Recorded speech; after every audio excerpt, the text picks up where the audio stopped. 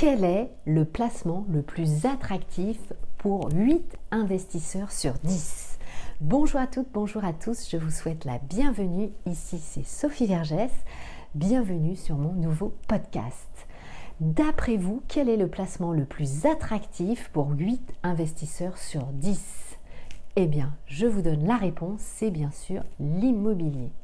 Alors c'est une étude évidemment très intéressante de la marque OpinionWay qui nous amène évidemment cette réponse. Donc je ne pouvais pas m'empêcher bien sûr de vous créer un podcast sur le sujet. Ça c'est une très bonne nouvelle, hein.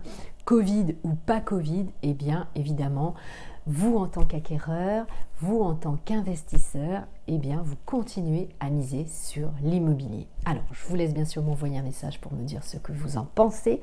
Cela me fera évidemment très plaisir de vous entendre. Alors cette situation sanitaire, cette situation critique économique est vraiment historique pour nous, puisque nous n'avons pas du tout été habitués, nos générations n'ont pas été du tout habituées à vivre cela.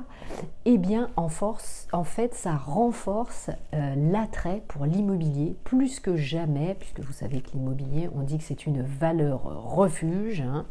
Alors pour quelles raisons? Eh bien, 2 raisons à cela. D'abord parce que cela va créer de nouvelles opportunités et des investissements sur un territoire. Vous allez profiter et justement d'être dans cette situation pour me dire, tiens, c'est une idée. Pourquoi je n'investirais pas en immobilier? S'il n'y avait pas eu cette crise, évidemment, vous n'auriez pas peut-être sauté le pas. Donc, n'hésitez pas à me mettre votre avis dans un message. Alors, sur ce sujet, eh bien, nous allons voir cela en 6 points. Vous allez voir, c'est très court. Vous allez apprendre justement pourquoi c'est un placement attractif. Alors, première chose, eh bien, on s'aperçoit que 82% des investisseurs misent sur l'immobilier. 75% des investisseurs ont déjà un projet d'achat concrétisé pour l'année 2019. Donc, le profil, les 2/3 sont déjà propriétaires de leur logement. Donc, ça, c'est intéressant à connaître. Ça signifie que, si vous êtes déjà propriétaire de votre résidence principale, vous souhaitez, malgré la crise, malgré le Covid, continuer à acquérir. Et la moitié d'entre vous possèdent déjà un second bien immobilier en plus de leur résidence. Donc ça veut dire vraiment que les propriétaires souhaitent continuer à renforcer leur patrimoine. Donc ça c'est une vraie passion évidemment que vous avez de l'immobilier, une passion pour la pierre. Donc, comme je vous le disais en préambule, vraiment 8 investisseurs sur 10 pensent que l'immobilier c'est le placement le plus attractif depuis la survenance de la crise immobilière. Donc ça c'est important parce que évidemment ça signifie que l'immobilier va vous amener une certaine stabilité. C'est très concret, c'est un investissement concret. Alors, dites-moi dans vos messages si vous avez déjà investi récemment dans l'immobilier, si c'est de l'immobilier ancien ou vous préférez investir dans l'immobilier neuf. Deuxième point, dans cette étude, on s'aperçoit que votre moral est très bon. Et ça, c'est plutôt évidemment une bonne chose, puisque 75% d'entre vous ont confiance dans l'aboutissement du projet. En effet, on le voit, si vous préparez bien en amont votre projet, et que vous vous faites accompagner de professionnels de qualité, évidemment, votre projet va aboutir. Donc, ça vous permet aussi d'avoir une certaine confiance en vous. Donc, ça, évidemment, c'est le bon moment pour investir. Investir pour louer aussi, ou évidemment, comme je vous le disais, dans l'immobilier ancien, dans l'immobilier neuf, investir veut dire aussi dans le secteur de l'habitation, mais vous pouvez investir aussi sur des murs de commerce ou des bureaux, évidemment.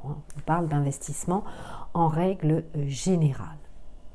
La raison principale qui vous fait investir, c'est que les taux d'intérêt, évidemment, sont très bas.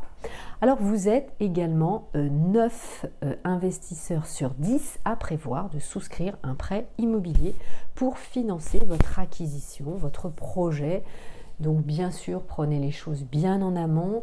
apurez vos comptes, je vous le dis régulièrement, hein. Profitez justement pendant 3 à 6 mois de ne plus avoir de découvert, de ne plus avoir de crédit à la consommation, ne pariez pas sur les jeux sur internet parce que vous savez votre banquier n'apprécie pas ce type évidemment de jeu. Épargner, continuer, etc. etc. Hein. Ça, évidemment, le temps, vous pouvez travailler tout à fait en temps masqué, hein, à la fois vous préparer un bon profil bancaire et faire votre recherche. Troisième point, la crise est une opportunité immobilière. En effet, c'est le moment d'investir. Hein. C'est le moment idéal. Si vous ne le faites pas maintenant, j'ai envie de dire à quel moment vous le ferez. Hein. Donc, évidemment, c'est le moment idéal. Hein. Il y a une banalisation aujourd'hui du télétravail. Il y a un regain d'attractivité pour des villes moyennes, des envies d'espace, de verdure, d'extérieur. Donc, allez-y, allez-y, allez-y. Il faut savoir qu'en tant qu'investisseur, en tant qu'acquéreur, vous allez être en concurrence puisque les franciliens, 1 sur 4 cherchent à acheter en province. Donc préparez évidemment, formez-vous, puisque vous n'allez pas être les seuls évidemment à vouloir investir. Il y a de la concurrence. Alors dites-moi dans vos messages si vous aussi vous pensez que la crise sanitaire est une opportunité pour vous. Investir et est-ce que vous en servez justement comme une opportunité. Allez, 4e point, la constitution d'un patrimoine. Évidemment, 4 investisseurs sur 10 cherchent à se construire un patrimoine de manière progressive. C'est normal, il faut y aller au fur et à mesure de son budget, de ses moyens, de ses capacités. Donc, c'est très important d'y aller progressivement. Si vous ne vous sentez pas prêt, j'ai envie de vous dire, c'est pas grave, ne le faites pas, vous le ferez plus tard, il n'y a pas d'urgence non plus. Donc, pour un tiers d'entre vous, donc pour 30%, ça va préparer votre retraite. Et pour 16%, c'est aussi pour laisser un héritage. Évidemment, avec la crise, on pense à ses proches, aux suivants qui vont nous survivre. Donc, c'est important, évidemment, cela. Alors, quels sont les 2 types de motivation pour l'acquisition ? Le premier type, c'est parce que vous êtes amateur de belles pierres et donc ça, évidemment, vous allez investir dans l'immobilier ancien. Et les amateurs de fiscalité, par exemple, vont plutôt investir dans l'immobilier neuf. Donc, évidemment, il y a 2 tendances qui vont apparaître. Alors dites-moi évidemment, vous, si vous préférez investir dans l'immobilier ancien ou dans l'immobilier neuf. Allez, j'attends vos messages. 5e et avant-dernier point, l'emplacement. La règle en immobilier, vous la connaissez, c'est l'emplacement, l'emplacement, l'emplacement. Mais 84% d'entre vous investissent sur leur territoire. C'est très important évidemment d'investir sur son territoire puisque vous connaissez par définition votre environnement et c'est aussi beaucoup plus pratique à gérer les travaux s'il y a des travaux à faire. Il y a toujours de toute façon des travaux ou l'entretien du bien notamment et puis faire la gestion si vous souhaitez gérer votre bien de par vous-même. Donc, alors je continue. Les investisseurs, oui, donc c'est ce que je vous disais, vous préférez des biens près de chez vous et parfois même qui sont déjà loués. Donc pour cela, vous avez un site internet de référence, ça s'appelle labonnepierre.com qui vous permet d'acquérir des biens déjà loués. Donc ça peut être intéressant aussi, ça va rassurer la banque évidemment si vous percevez déjà un loyer. Allez, 6e et dernier point, quelle est la typologie des investissements ? Alors la plupart des investissements, vous mettez moins de 300 000 €. Donc ça c'est très bien, il vaut mieux ne pas mettre tous ses œufs dans le même panier, vous connaissez le proverbe évidemment. Donc, il vaut mieux faire des petits investissements, comme ça vous allez évidemment répartir vos risques. Et donc 25% d'entre vous investissent à moins de 100 000 €. Donc, vous voyez, vous pouvez investir avec un petit ticket.